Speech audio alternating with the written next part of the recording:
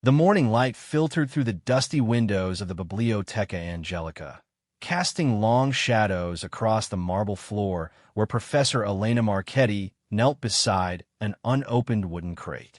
Her hands trembled slightly as she pried away the final nail, the metallic screech echoing through the silent archives.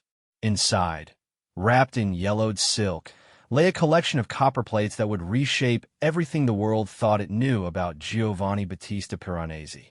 The discovery had begun 3 months earlier when construction workers renovating a palazzo near the Campo de' Fiori had broken through a false wall. Behind it lay a hidden chamber, untouched since the 18th century, containing what appeared to be Piranesi's private workshop. Among the architectural drawings, sketching tools, and acid baths used for etching lay these plates, 37 copper engravings unlike anything in his known corpus. Elena lifted the first plate from its silk shroud, her breath catching as she recognized the unmistakable hand of the master. But where Piranesi's famous works depicted the ruins of ancient Rome or his fantastical architectural nightmares, these showed something entirely different. They portrayed a vast, impossible city that seemed to span continents, its towers reaching toward the heavens while its foundations descended into the earth's core. The accompanying manuscript, written in Piranesi's distinctive script, bore a title that sent chills through her scholarly sensibilities: Vedute della Capitale Perduta, Views of the Lost Capital. The text began with a date, Anno Domini 1761, in the depths of winter, when the visions came to me as fever dreams, showing me the great city that was and shall never be again. Elena carefully positioned the first plate under the magnifying glass, adjusting the lamp to illuminate every detail. The image revealed a panoramic view of what Piranesi had labeled La Megalopoli Eternale, the eternal megalopolis. Unlike his other architectural fantasies, these structures seemed to follow impossible geometric principles, with buildings that curved back on themselves, bridges that spanned not rivers but voids in space, and towers that appeared to exist in multiple dimensions simultaneously. The artist's notes in the margin spoke of a city greater than Babylon, vaster than the dreams of Nebuchadnezzar, yet hidden from all human sight. He described walking through streets that stretched for leagues without end, where citizens of every nation and epoch mingled in markets that sold goods from worlds that had never been. The buildings themselves seemed alive, growing and shifting according to needs their inhabitants had not yet realized they possessed. Elena moved to the second plate, which depicted what Piranesi called Il Palladium Temporis, the Palace of Time. Here, enormous halls were filled with mirrors that reflected not the viewer's image, but scenes from past and future. Staircases spiraled impossibly upward, leading to galleries where figures in ancient togas debated with men in powdered wigs, while in the background, shadowy forms suggested beings not yet born. The architectural details were breathtaking in their complexity. Every column, every arch, every decorative element had been etched with Piranesi's characteristic precision, yet they formed structures that defied the basic laws of physics. Gravity seemed negotiable here, with water flowing upward in fountains that fed hanging gardens, while birds made of living light nested in trees whose roots extended into the sky. As Elena examined each successive plate, a narrative began to emerge from Piranesi's fevered imagination. The lost capital was not merely a city. It was the repository of human civilization itself, a place where every great achievement, every noble thought, every work of art existed in perfect form. It was the ideal that all earthly cities attempted to approximate, yet could never fully realize. The third plate showed La Biblioteca Infinita, the infinite library, where books from all possible worlds lined shelves that extended beyond the horizon. Piranesi's notes described finding volumes that contained not only every book that had been written, but every book that could be written. Scholars from across the ages worked at desks carved from single gemstones, their quills drawing ink from wells that never ran dry. Here, Elena noticed, Piranesi had included a small self-portrait, depicting himself as a young man, standing in wonder before a shelf of architectural treatises. Beside him stood figures she recognized as great architects of the past: Brunelleschi, Palladio, Bramante, all studying plans for buildings that existed only in this impossible realm. The fourth plate revealed Il Mercato dei Sogni, the Market of Dreams, a vast bazaar where merchants sold not goods but human aspirations. Stalls overflowed with bottled ambitions, crystallized hopes, and maps to destinations that existed only in the imagination. Piranesi had etched crowds of figures from every culture and era, all browsing wares that represented the deepest desires of the human heart. In the center of the market stood a fountain unlike any in his other works. Instead of water, it flowed with liquid light that formed patterns telling the stories of civilizations yet to come. Around its base, children who appeared to be made of starlight played games with toys that shifted between forms. Now a spinning top, now a miniature city, now a galaxy in the palm of a hand. Elena paused to make careful notes, her academic training warring with a growing sense that she was witnessing something beyond mere artistic imagination. The mathematical precision of Piranesi's impossible geometries suggested knowledge that should not have existed in the 18th century. The architectural principles he employed seemed to anticipate discoveries in physics and engineering that would not be made for centuries. The fifth plate depicted La Piazza dell'Eternità, the Square of Eternity, a vast public space where the ground itself was made of crystallized time. Piranesi's notes described how visitors to this square could walk across the surface and see beneath their feet every moment that had ever occurred in that location. The past, present, and future existed simultaneously, creating a palimpsest of human experience visible to those who knew how to look. Around the square's perimeter rose buildings that served as embassies for every nation that had ever existed or would exist. The architecture of each embassy reflected not just the aesthetic preferences of its culture, but the very essence of its people's relationship with time, space, and the divine. Some buildings appeared solid and permanent, while others flickered between multiple forms, and still others seemed to exist as pure geometric concepts made manifest. Elena found herself drawn to the tiny human figures Piranesi had placed throughout the scene. Unlike the dramatic, often tormented figures in his famous Carceri, these appeared serene, even joyful. They moved through their impossible city with the confidence of people who belonged there, who had always belonged there, who could imagine no other way of being. The sixth plate showed Il Giardino del Memory, the Garden of Memories, where every thought that had ever been thought grew as a living plant. Trees bore fruit containing the preserved wisdom of vanished civilizations, while flowers bloomed with the beauty of moments too brief for ordinary memory to hold. Paths wound through groves where visitors could pluck experiences from branches and live them as if they were their own. Piranesi had rendered the garden's impossible botany with scientific precision, creating a taxonomy of human consciousness translated into flora. The roots of emotion trees intertwined with the stems of logic flowers, while vines of pure creativity climbed structures built from crystallized inspiration. In the garden's center grew a single tree whose fruit contained the memory of the lost capital itself, ensuring that even if the city were forgotten, the dream of it would endure.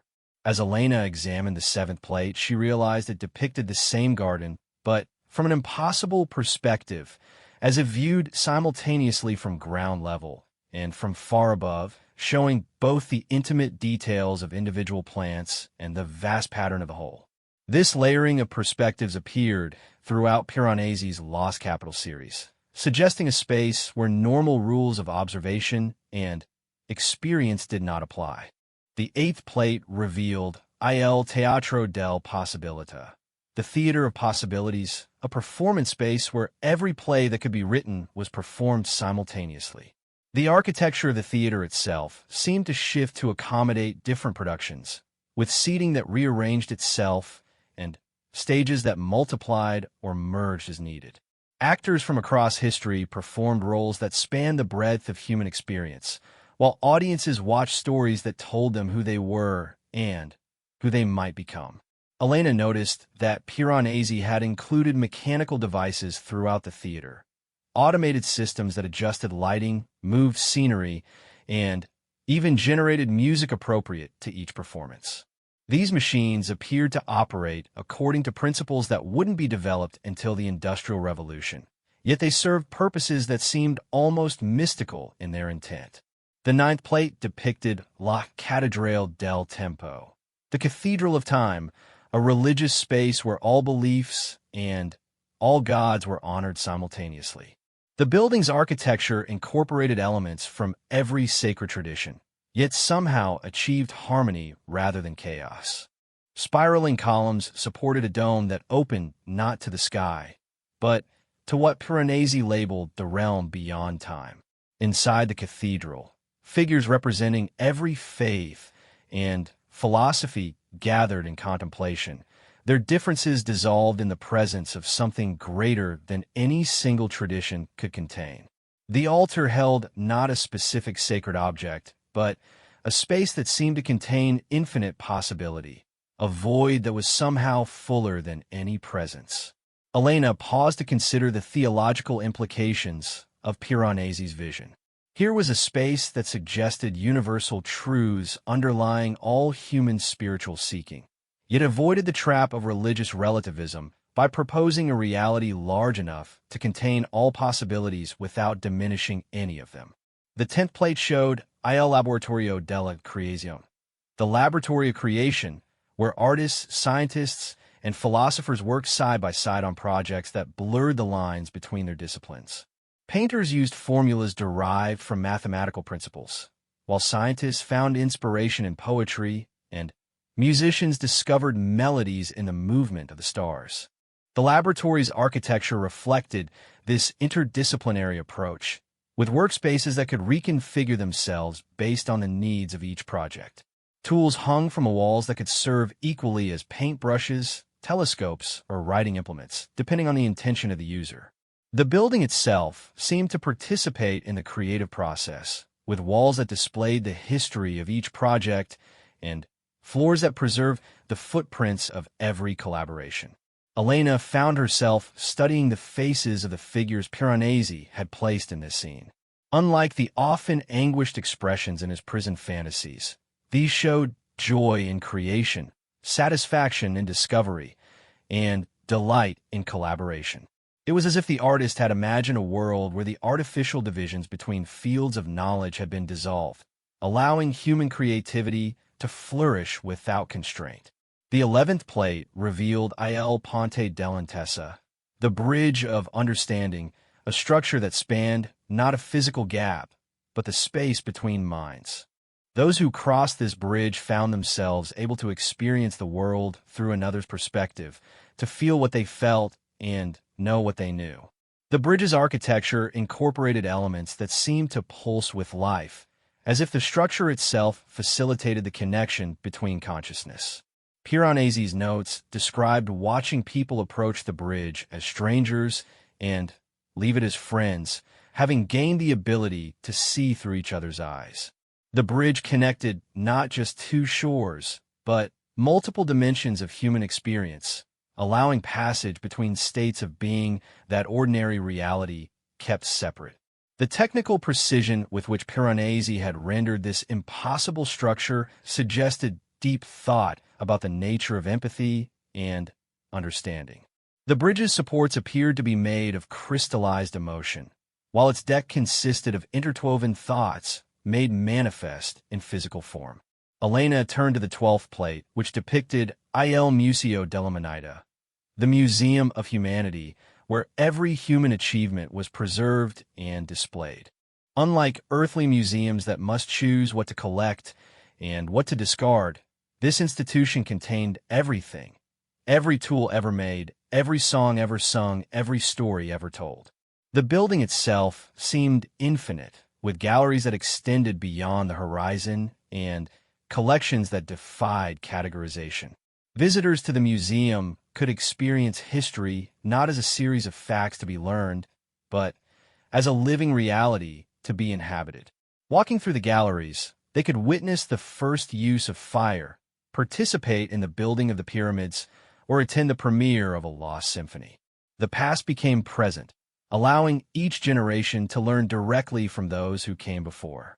The architectural challenge of housing such a collection had clearly delighted Piranesi. He had designed spaces that existed in multiple dimensions, with rooms that were larger inside than outside, and corridors that led simultaneously to many different destinations. The building's infrastructure included systems for preserving not just objects, but experiences, emotions, and the intangible heritage of human civilization. The 13th plate showed La Scuola Universal, the Universal School, an educational institution where learning took place not through books and lectures, but through direct experience and intuitive understanding. Students of all ages and from all eras gathered in classrooms that could simulate any environment, from the depths of the ocean to the surface of distant stars. The school's architecture reflected its pedagogical philosophy, with spaces that adapted themselves to each learner's needs and style. Some students worked alone in contemplative cells, while others collaborated in vast halls designed for group discovery. Teachers included not only human masters from across history, but also natural phenomena, mathematical principles, and abstract concepts made manifest in teacherly form. Elena noted how Piranesi had depicted learning as a joyful activity, with students and teachers alike showing expressions of wonder and delight. This contrasted sharply with the often grim educational practices of his own era, suggesting a vision of human development based on curiosity rather than compulsion.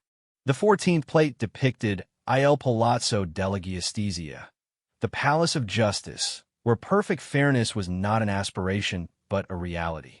The building's architecture embodied the principles it served, with perfect symmetry representing impartiality and transparent materials ensuring that nothing could be hidden. Courts were held in spaces where truth became visible, making deception impossible and ensuring that justice was based on understanding rather than mere punishment. Judges in this palace were not human authorities imposing their will, but representatives of justice itself, figures who had transcended personal bias to become instruments of perfect fairness. The legal proceedings took place in an atmosphere of healing rather than condemnation, with the goal of restoring harmony rather than inflicting punishment. Piranesi had included detailed architectural elements that served symbolic functions, scales that actually weighed the truth of statements, mirrors that reflected the consequences of actions, and chambers where those who had caused harm could experience its effects directly, fostering genuine understanding and repentance. The 15th plate revealed Il Giardino dell'Arte, the Garden of Arts, where every form of creative expression flourished in perfect harmony.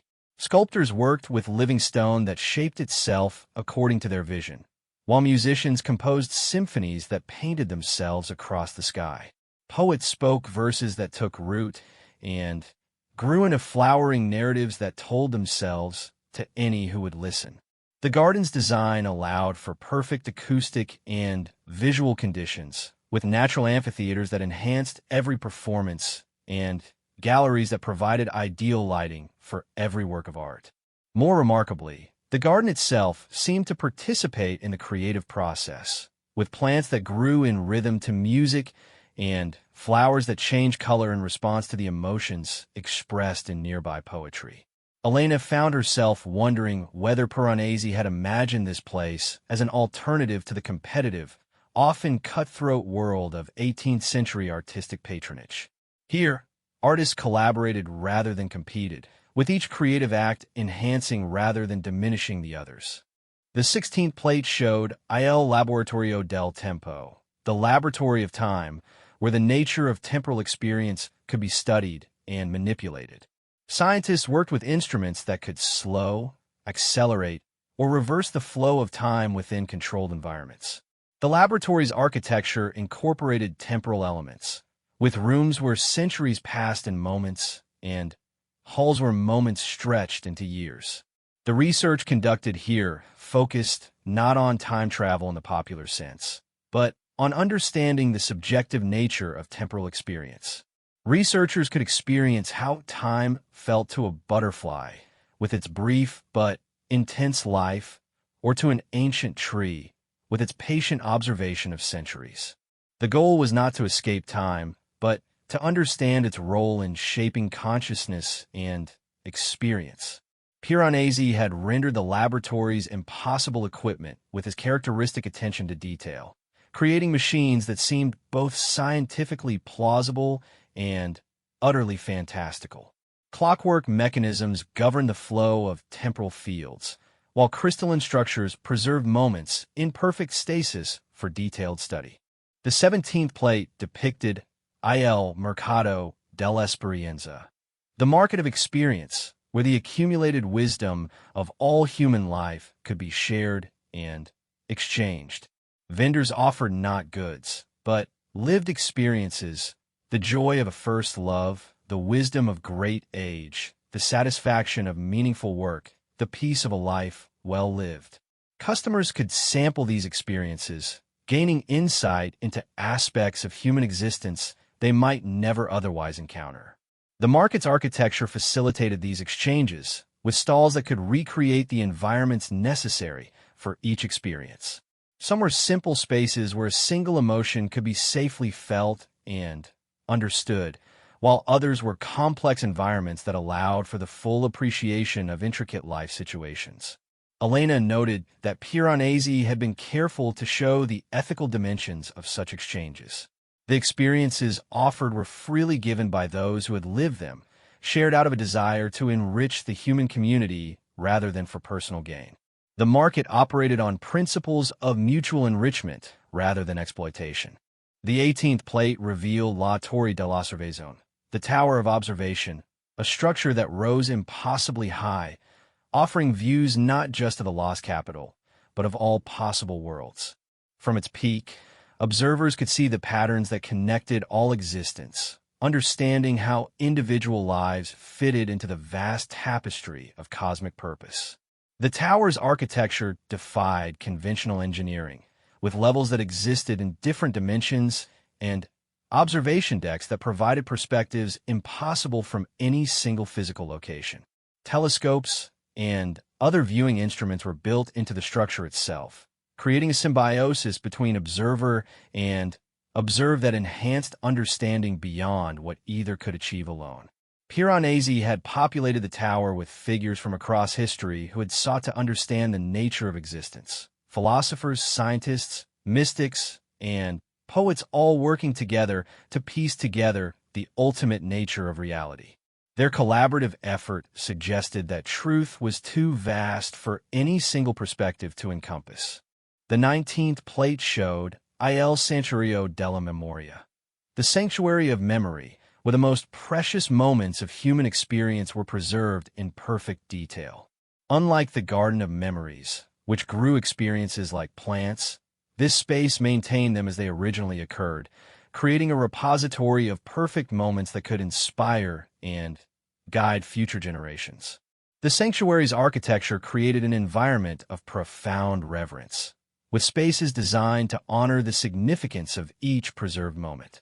Visitors could witness acts of great courage, profound love, creative breakthrough, and spiritual enlightenment, gaining inspiration for their own lives while honoring those who had created these moments of transcendence. Elena observed how Piranesi had chosen to represent memory not as a passive storage system, but as an active force that shaped the present and future. The sanctuary served as a reminder that individual actions could achieve a form of immortality through their impact on the continuing human story. The 20th plate depicted Il Teatro della Natura, the theater of nature, where the processes of the natural world were displayed as the greatest performance art. Audiences could witness the birth of stars, the evolution of species, and the growth of crystals as dramatic spectacles that revealed the underlying patterns governing all existence. The theater's design allowed for the presentation of phenomena across vast scales of time and space, compressing eons into comprehensible performances while maintaining the scientific accuracy of each presentation. Viewers gained not just knowledge about natural processes, but appreciation for the beauty and elegance of the mechanisms that govern the universe. Piranesi had included detailed acoustic and visual elements that enhanced the experience without overwhelming it, creating a space where education and entertainment merged into something approaching religious experience. The theater suggested that understanding nature was itself a form of worship. The 21st plate revealed Il Consiglio dell'Eda, the Council of Ages, where representatives from every period of human history met to share wisdom and plan for the future. The council chamber's architecture accommodated beings from vastly different cultures and time periods, with translation systems that operated not just linguistically, but conceptually, allowing for true understanding across the barriers of time and culture. The council's deliberations focused on identifying the enduring principles that could guide human development across all eras, while respecting the unique contributions that each age brought to the human story. Decisions were made not by majority vote, but through a process that continued until genuine consensus emerged from the synthesis of all perspectives. Elena noted the optimistic vision implicit in Piranesi's design, the assumption that humans from different eras, despite their differences, share enough common ground to engage in meaningful dialogue about their shared future. The architecture of the chamber reinforced this theme, with elements from every historical period harmoniously integrated into a coherent whole. The 22nd plate showed Il Laboratorio dell'Anima, the laboratory of the soul, where the deepest mysteries of human consciousness were explored through direct experience rather than theoretical speculation. Researchers could observe the formation of thoughts, the birth of emotions, and the moment when disparate mental elements combine to create insight and understanding. The laboratory's equipment included instruments for measuring and displaying the subtle energies of consciousness, making visible the patterns of activity that accompanied different mental states. This research aimed not to reduce consciousness to mechanical processes, but to better understand the miraculous nature of awareness itself. Piranesi had designed a laboratory as a sacred space as well as a scientific one, recognizing that the study of consciousness required a reverent approach to the mystery being investigated. The architecture incorporated meditative elements that helped researchers maintain the proper attitude for their work. The 23rd plate depicted Il Giardino del Possibilità Infinite, the Garden of Infinite Possibilities, where every potential future existed simultaneously as a living reality. Visitors could walk paths that led to different possible outcomes for their lives, their communities, and their world, gaining the wisdom needed to choose their actual future with full understanding of the consequences. The garden's design allowed for the coexistence of contradictory possibilities, with paths that branched and merged in patterns that defied conventional logic yet somehow made perfect sense to those who walked them. Each possible future was represented not as a fixed destination, but as a living environment that continued to evolve based on the choices made within it. Elena found herself particularly drawn to this plate, seeing in it a profound meditation on human agency and responsibility. Piranesi seemed to suggest that the future was not predetermined, but rather the result of countless individual choices made with varying degrees of wisdom and understanding.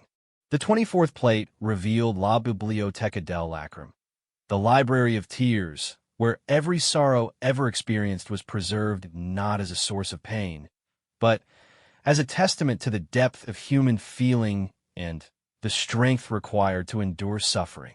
The library's architecture created spaces for both private reflection and communal healing, allowing visitors to understand that their personal griefs were part of a larger pattern of human resilience. The collection included not just individual sorrows, but the collective tragedies that had shaped human history. These were presented not as sources of despair, but as evidence of humanity's capacity to survive and even thrive in the face of overwhelming challenges. The library served as a reminder that suffering, while painful, was also transformative. Piranesi had designed reading rooms where visitors could experience the healing power of shared sorrow, discovering that their personal pain connected them to the broader human community rather than isolating them from it. The architecture facilitated this process of connection and healing. The 25th plate showed Il Mercato dei Miracoli, the market of miracles, where the extraordinary events that punctuated ordinary life were collected and shared. Vendors offered moments when the impossible became possible, when love conquered hatred, when understanding replaced confusion, and when hope emerged from despair. The market's architecture celebrated these moments of transcendence, with stalls that recreated the conditions under which miracles occurred. Visitors could experience the perspective of those who had witnessed or participated in miraculous events, gaining insight into the potential for transformation that existed within every situation. Elena observed that Piranesi had chosen to present miracles not as violations of natural law, but as moments when the deeper patterns of existence became visible. The market suggested that miraculous events were natural expressions of possibilities that were always present, but rarely recognized. The 26th plate depicted Il Tempio del Silenzio, the Temple of Silence, where the spaces between words, thoughts, and actions were honored as sources of wisdom and renewal. The temple's architecture created perfect acoustic conditions for experiencing different qualities of silence, from the active quiet of meditation to the profound stillness that preceded creation. Within the temple, visitors could learn to distinguish between the empty silence of absence and the full silence of potential. The building itself seemed to participate in this teaching, with spaces that naturally induced the contemplative states necessary for appreciating the wisdom contained in stillness.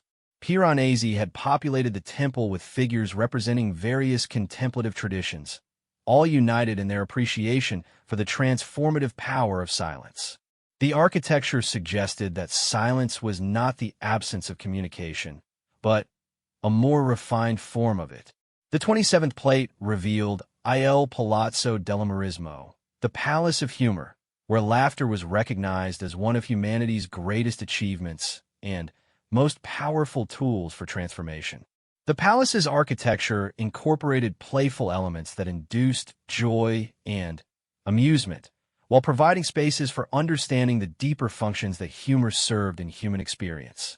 Different wings of the palace were devoted to various forms of humor, from gentle irony to cosmic comedy. Visitors could experience how laughter healed wounds, dissolved barriers, and created the conditions necessary for growth and change. The palace served as a reminder that joy was not frivolous, but essential to human flourishing. Elena noted how Piranesi had balanced the playful aspects of the palace with a serious appreciation for humor's role in human survival and development. The architecture suggested that laughter was both a response to life's absurdities and a tool for transcending them. The 28th plate showed Il Laboratorio della Compassion, the Laboratory of Compassion, where the mechanisms of empathy and loving-kindness were studied and cultivated. Researchers worked to understand how compassion arose, how it could be strengthened, and how it functioned to create connections between beings who might otherwise remain isolated. The laboratory's equipment included instruments for measuring and displaying the effects of compassionate action, showing how acts of kindness created ripple effects that extended far beyond their immediate targets. This research aimed to demonstrate the practical benefits of compassion while honoring its spiritual significance. Piranesi had designed the laboratory as a place of both scientific investigation and spiritual practice, recognizing that understanding compassion required both intellectual analysis and direct cultivation of empathetic states. The architecture supported both approaches to this essential human capacity. The 29th plate depicted Il Giardino dell'Equilibrio, the Garden of Balance, where the dynamic tensions that made life possible were displayed as living art. Visitors could observe how opposing forces created stability, how conflicts generated creativity, and how apparent contradictions actually formed unified wholes. The garden's design incorporated these principles directly, with pathways that required careful balance to navigate and plantings that thrived on the tension between different environmental conditions. The overall effect was to demonstrate that balance was not a static state, but an active process of continuous adjustment and response. Elena saw in this garden a sophisticated understanding of systems thinking, suggesting that Piranesi had intuited principles that would not be formally developed until centuries later. The garden served as a living lesson in the complexity and resilience of balanced systems. The 30th plate revealed Il Teatro dell'Immaginazione, the theater of imagination, where the power of human creativity was celebrated as the force that transformed possibility into reality. Performances in this theater consisted not of scripted plays, but of improvised collaborations between audiences and performers that created entirely new realities through the act of shared imagination. The theater's architecture facilitated these creative collaborations, with spaces that responded to imaginative impulses and transformed themselves based on the collective vision of those present. The building itself became a partner in the creative process, contributing its own inspirations to the emerging performance. Piranesi had designed the theater as a place where the boundary between observer and participant dissolved, recognizing that imagination was most powerful when it was shared. The architecture encouraged this sharing while providing the support needed for sustained creative effort. The 31st plate showed Il Santuario dell'Ascolto, the sanctuary of listening, where the art of truly hearing another person was practiced and perfected. The sanctuary's acoustic design created conditions where every nuance of communication could be received and understood, while its atmosphere encouraged the patience and openness necessary for deep listening. Different areas of the sanctuary were designed for different types of listening, from the intimate spaces where personal confidences were shared to the grand halls where collective wisdom was received. The architecture suggested that listening was as active and creative a process as speaking, requiring skill, dedication, and reverence. Elena observed how Piranesi had represented listening not as a passive activity, but as a form of service that helped others discover and express their deepest truths. The sanctuary served as a reminder that being truly heard was one of humanity's most fundamental needs. The 32nd plate depicted Il Laboratorio della Gratitudine, the laboratory of gratitude, where the transformative effects of appreciation were studied and cultivated. Researchers investigated how gratitude altered perception, enhanced well-being, and created connections between beings across vast differences of circumstance and perspective. The laboratory's design incorporated elements that naturally evoked appreciation, from windows that framed views of extraordinary beauty to acoustic conditions that enhanced the experience of meaningful sounds. The research conducted here demonstrated that gratitude was not just a pleasant emotion, but a powerful tool for transformation. Piranesi had included areas where visitors could practice different forms of gratitude, from simple appreciation for immediate blessings to profound recognition of the vast web of support that made any individual existence possible. The laboratory served both educational and therapeutic functions. The 33rd plate revealed Il Ponte dell'Eternità, the Bridge of Eternity, a structure that connected temporal existence with the timeless realm from which all moments emerged. Those who crossed this bridge gained perspective on their lives as part of a vast, eternal pattern that gave meaning to even the most difficult experiences. The bridge's architecture incorporated temporal elements that helped travelers adjust gradually to the shift in perspective required for understanding eternity. The crossing was not a departure from time, but an elevation that revealed time's role within a larger, more comprehensive reality. Elena noted that Piranesi had designed the bridge not as an escape from human existence, but as a tool for understanding its ultimate significance. The structure suggested that eternity was not separate from time, but was the context within which temporal experience gained its meaning. The 34th plate showed Il Giardino della Reconciliation, the Garden of Reconciliation, where conflicts found their resolution through deeper understanding rather than mere compromise. The garden's design facilitated the patient process of discovering the common ground that underlies apparent differences, while honoring the legitimate needs and perspectives of all parties. Different areas of the garden were designed for different stages of the reconciliation process, from spaces where anger and hurt could be safely expressed to places where genuine understanding could emerge. The architecture supported the emotional and spiritual work required for true healing between estranged parties. Piranesi had populated the garden with figures representing historical enemies who had found ways to transcend their conflicts through deeper understanding of their shared humanity. The garden served as evidence that even the most entrenched oppositions could be resolved through patience, wisdom, and goodwill.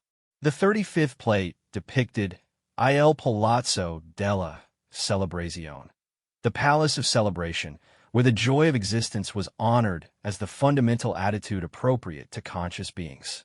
The palace's architecture created conditions for every form of celebration, from quiet personal gratitude to exuberant community festivals that acknowledged the miracle of being alive. The palace included spaces designed for celebrating different aspects of existence, halls dedicated to the joy of learning, gardens that honored the pleasure of physical embodiment, and theaters where the beauty of human creativity was applauded. The overall effect was to demonstrate that celebration was not frivolous, but essential to full human development. Elena observed how Piranesi had balanced the joyful aspects of celebration with a profound appreciation for the depth and complexity of existence.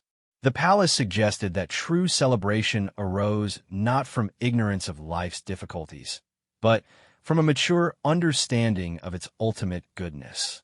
The 36th plate revealed Il Santuario della Completezza, the sanctuary of completeness, where the unity underlying apparent diversity was experienced as a living reality. Visitors to this sanctuary discovered that the separation they experienced from others and from the world was ultimately illusory, and that a deeper understanding revealed the fundamental interconnectedness of all existence. The sanctuary's architecture reflected this understanding, with design elements that appeared separate from one perspective but revealed their essential unity when viewed from another angle. The building itself taught the lesson it was designed to convey, helping visitors experience the shift in perception that revealed the underlying oneness. Piranesi had included meditation spaces where visitors could practice the contemplative techniques necessary for recognizing their essential unity with all existence. The sanctuary served as both a teaching environment and a place of refuge for those seeking deeper understanding of their true nature. The final plate, number 37, showed the lost capital as a whole, viewed from an impossible perspective that encompassed all its districts and revealed the pattern that connected them. From this vantage point, Elena could see that each specialized area of the city contributed to a comprehensive vision of human potential realized. The city's overall design revealed a mandala-like pattern, with the various districts arranged in relationships that enhanced and supported each other. The Palace of Justice was connected to the Laboratory of Compassion, while the Theater of Imagination was linked to the Sanctuary of Memory. Every element had its place in the greater whole, contributing to the city's function as a complete environment for human flourishing. Piranesi's notes on this final plate spoke of the city not as a place that could be built, but as a vision that could guide human development. He wrote, "This is the city that exists always in potential, the perfection toward which every human settlement aspires. It is built not of stone and mortar, but of intention and understanding. Its districts are the realms of human possibility, and its citizens are those who choose to live according to wisdom rather than mere habit." Elena set down her magnifying glass and leaned back in her chair, overwhelmed by the scope and profundity of Piranesi's vision. The Lost Capital was more than an architectural fantasy. It was a comprehensive meditation on human nature and potential, a blueprint for a form of civilization that honored every aspect of human experience while facilitating the development of capacities that remained largely unrealized in ordinary life. The discovery of these plates would revolutionize understanding of Piranesi's work and, perhaps of 18th century thought more broadly. Here was evidence of a visionary intelligence that had somehow intuited possibilities for human development that seemed centuries ahead of its time. The mathematical precision of the impossible geometries, the psychological sophistication of the social arrangements, and the spiritual depth of the overall conception suggested knowledge that transcended what should have been possible for any individual mind to achieve. As Elena carefully returned the plates to their protective wrappings, she realized that Piranesi's Lost Capital posed questions that went far beyond art history. If such a vision could emerge from one human mind, what did that suggest about the potential that remained unrealized in others? Were these images merely the product of extraordinary imagination, or had Piranesi somehow gained access to a deeper level of reality that revealed human possibilities normally hidden from view? The text that accompanied the plates offered one final clue. In his conclusion, Piranesi wrote, "I have seen the city that is always being built but never completed, the eternal project of conscious beings who understand that their highest purpose is to create conditions where all forms of life can flourish. This city exists not in space, but in the realm of possibility itself. It is built whenever humans choose wisdom over ignorance, compassion over cruelty, creation over destruction. Its citizens are those who recognize their responsibility to participate in the great work of consciousness awakening to itself." Elena found herself deeply moved by these final words, recognizing in them a vision that transcended the artistic and architectural concerns that had originally drawn her to Piranesi's work. This was nothing less than a mystical revelation disguised as an urban planning project, a spiritual teaching embedded within the language of engineering and design. The implications were staggering. If Piranesi had truly experienced visions of this lost capital, as his note suggested, then these plates represented more than artistic imagination. They were documentation of a reality that existed parallel to the physical world, accessible to those who possessed the necessary sensitivity and training to perceive it. Elena returned to her careful examination of the manuscript that accompanied the plates. As she read deeper into Piranesi's account, she discovered descriptions of the process by which he had gained access to these visions. He wrote of months of preparation involving fasting, meditation, and the study of ancient texts on sacred geometry. He described learning techniques for shifting consciousness that allowed him to perceive dimensions of reality normally hidden from human awareness. The city revealed itself gradually, Piranesi had written, beginning with glimpses caught at the edge of vision during the deepest states of contemplation. At first, I thought these were mere products of an overwrought imagination, fevered fantasies brought on by too little food and too much solitude. But as the visions became more consistent and detailed, I recognized that I was being shown something real, a place that exists in the realm where all possibilities converge. The artist described a systematic process of exploration, learning to navigate the lost capital's impossible geography through practice and patience. He had discovered that different states of consciousness provided access to different districts of the city, and that the insights gained in each area were cumulative, building toward a comprehensive understanding of human potential that transformed his entire worldview. In the Palace of Time, he wrote, I learned that past and future are constructions that limit perception to a narrow band of what is eternally present.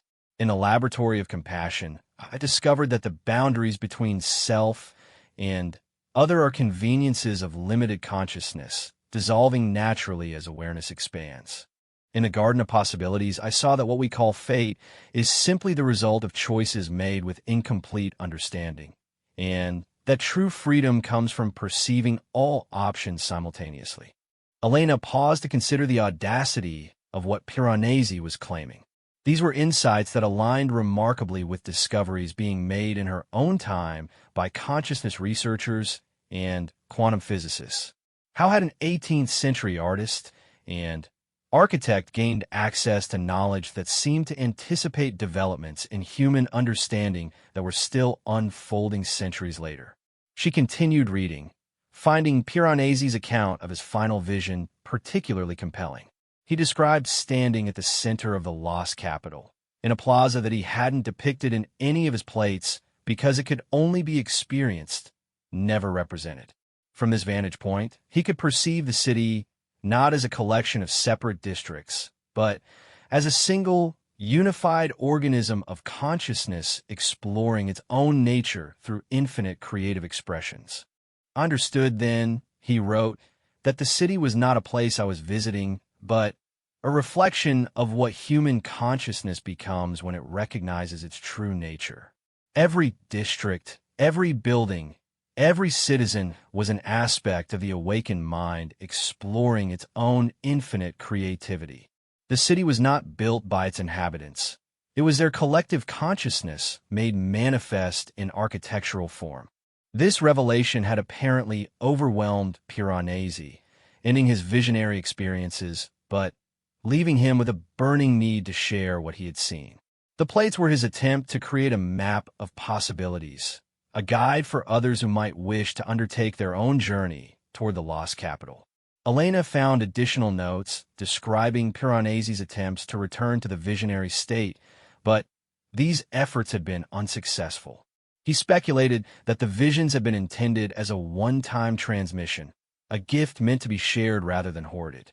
His role was not to become a permanent resident of the lost capital, but to serve as a messenger, bringing news of its existence to those ready to undertake their own exploration. The more Elena studied the plates and their accompanying texts, the more convinced she became that she was dealing with something unprecedented in the history of art and architecture. These were not mere imaginative exercises, but precise documentation of experiences that challenged fundamental assumptions about the nature of reality and consciousness. She began to notice details in the plates that she had initially overlooked. Hidden within the architectural ornaments were symbolic systems that seemed to encode specific techniques for consciousness transformation. The proportions of the buildings followed mathematical principles that appeared designed to induce particular states of awareness in those who contemplated them. Even the arrangement of figures within each scene seemed calculated to convey information about the relationships between different aspects of human development. As Elena worked to decode these hidden layers of meaning, she realized that Piranesi had embedded within his artistic vision a complete curriculum for human transformation. The lost capital was not just a place to visit, but a state of being to achieve, and the plates served as both inspiration and instruction manual for those who wished to undertake the journey. The architectural precision of Piranesi's impossible buildings began to make sense from this perspective. These were not violations of physical law, but accurate representations of structures that could exist in the realm of consciousness itself. The geometries that seemed to defy spatial logic were actually maps of mental spaces where different types of awareness could unfold. Elena found herself drawn particularly to the mathematical relationships that govern the city's overall design. The distances between districts, the proportions of individual buildings, and even the number of figures in each scene seemed to follow patterns that resonated with discoveries in sacred geometry and consciousness research. These were not arbitrary aesthetic choices. but precise specifications for a technology of consciousness transformation. As she delved deeper into the manuscript, Elena discovered that Piranesi had attempted to test his vision by incorporating elements of the Lost Capital's architecture into his mundane commissions. He described subtle modifications to church designs that were intended to induce contemplative states in worshippers, and decorative elements in private homes that were meant to encourage creativity and compassion in their inhabitants. The results, according to his notes, had been encouraging but limited. People did seem to respond positively to these hidden influences, but the effects were subtle and temporary. Piranesi concluded that the Lost Capital's transformative power could not be accessed through architectural manipulation alone. It required conscious participation from those who wished to benefit from its influence. This realization had led him to develop what he called the pedagogy of the impossible, a teaching method that used contemplation of fantastic architectural visions to prepare the mind for direct perception of higher possibilities. The plates themselves were the primary tool of this pedagogy, designed to expand the viewer's conception of what was possible while providing specific techniques for accessing expanded states of awareness. Elena began to experiment with Piranesi's suggested contemplative practices, spending extended periods studying individual plates while maintaining the open, receptive state of mind that he described as necessary for receiving their full transmission. To her amazement, she found that the images seemed to become more vivid and detailed during these sessions, revealing aspects that hadn't been visible during her initial scholarly examination. During one particularly intense contemplation of the Palace of Time, Elena experienced what could only be described as a shift in her perception of temporal flow. The normal sense of moments following one another in linear sequence gave way to an awareness of time as a vast, multidimensional space that could be explored in any direction. Past and future became simply different locations in this temporal landscape, equally accessible to consciousness that had learned to navigate beyond the constraints of ordinary temporal perception. The experience lasted only a few minutes in ordinary time, but its impact was profound and lasting. Elena found herself understanding aspects of Piranesi's vision that had previously seemed merely poetic. The Lost Capital was not a fantasy, but a description of reality as perceived by consciousness that had transcended its usual limitations. Encouraged by this breakthrough, Elena began systematically working through Piranesi's contemplative exercises, using each plate as a gateway to the aspects of expanded awareness it represented. The library of infinite books opened her to an intuitive understanding of the vast knowledge that existed beyond the boundaries of ordinary learning. The Market of Dreams revealed the creative power that lay dormant within everyday consciousness, waiting for the proper conditions to manifest. Each successful contemplative session provided Elena with deeper appreciation for the sophistication of Piranesi's achievement. He had somehow managed to encode within visual representations the precise instructions needed for consciousness transformation, creating a technology of awakening disguised as an artistic project. As word of the discovery began to spread through academic circles, Elena found herself at the center of a controversy that extended far beyond art history. Religious authorities questioned whether the plates represented legitimate mystical revelation or dangerous occult practices. Scientists demanded proof that the consciousness states described by Piranesi actually existed. Philosophers debated the implications of the vision for understanding human nature and potential.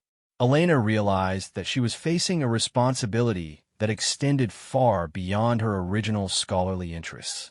The plates represented a gift to humanity that could potentially transform civilization itself, but only if their true significance was properly understood and their teachings responsibly shared. She began documenting her own experiences with Piranesi's contemplative practices, creating a contemporary account that could help others understand the practical applications of his vision. This work required her to develop new vocabularies for describing consciousness states that had no established terminology and to create scientific protocols for studying experiences that challenge the fundamental assumptions of materialistic research. The deeper Elena went into this work, the more convinced she became that Piranesi's lost capital represented a crucial evolutionary step for human consciousness. The city was not just a beautiful vision, but a practical blueprint for the next phase of human development, a civilization based on the full realization of human potential rather than the primitive survival patterns that still dominated most human societies. The plates revealed that such a civilization was not only possible, but inevitable, emerging naturally as human consciousness matured beyond its current limitations. Piranesi's vision was not utopian fantasy, but accurate prophecy, a glimpse of the future that awaited humanity when it chose evolution over stagnation, wisdom over ignorance, love over fear. Elena's research began to attract attention from unexpected quarters. Consciousness researchers found in Piranesi's vision confirmation of their own discoveries about the nature of awareness and its potential for expansion. Urban planners recognized in the lost capital principles that could revolutionize city design, creating environments that supported human flourishing rather than merely providing shelter and commerce. Artists and architects began incorporating elements of Piranesi's impossible geometries into their own work, discovering that these forms had an inherent power to elevate and inspire those who encountered them. Musicians found that the mathematical relationships governing the lost capital's architecture could be translated into harmonic structures that induced profound states of peace and clarity in listeners. As Elena continued her documentation of the plates and their effects, she realized that she was witnessing the beginning of a cultural transformation that might eventually restore to human civilization the sense of purpose and meaning that had been lost during the centuries of materialistic reductionism. Piranesi's vision offered a comprehensive alternative to the mechanistic worldview that had dominated Western thought, revealing possibilities for human development that extended far beyond current scientific paradigms. The lost capital represented more than an artistic achievement or even a mystical revelation. It was a transmission from the future, a message from the fully realized human consciousness that awaited development, calling current humanity to recognize its destiny and begin the work of conscious evolution. Elena knew that her discovery of these plates was just the beginning. The real work lay ahead, learning to apply Piranesi's insights to the practical challenges of contemporary life, creating conditions where the lost capital's vision could begin to manifest in tangible form. As she carefully stored the plates in their protective archive, Elena reflected on the profound responsibility that had been placed in her hands. She was the custodian of a vision that could transform human civilization, but only if it was shared with wisdom and care, only if humanity proved ready to embrace the extraordinary possibilities that lay within its reach. The lost capital existed, waiting in the realm of infinite possibility, ready to manifest whenever human consciousness chose to align itself with wisdom, compassion, and creative collaboration. Piranesi's plates were the invitation, the map, and the guidebook for that momentous journey. Elena closed the archive with a sense of completion and anticipation. The discovery was documented, the vision preserved, the invitation extended.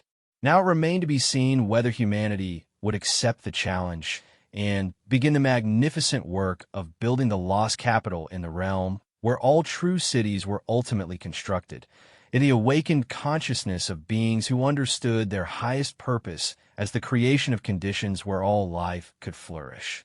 The plates would be exhibited, studied, and debated. Scholars would argue about their authenticity and significance. Artists would be inspired to create new works based on their vision. But the ultimate test of their value would be whether they succeeded in their apparent purpose, awakening in human consciousness the recognition of its own infinite creative potential and the courage to begin the great work of conscious evolution.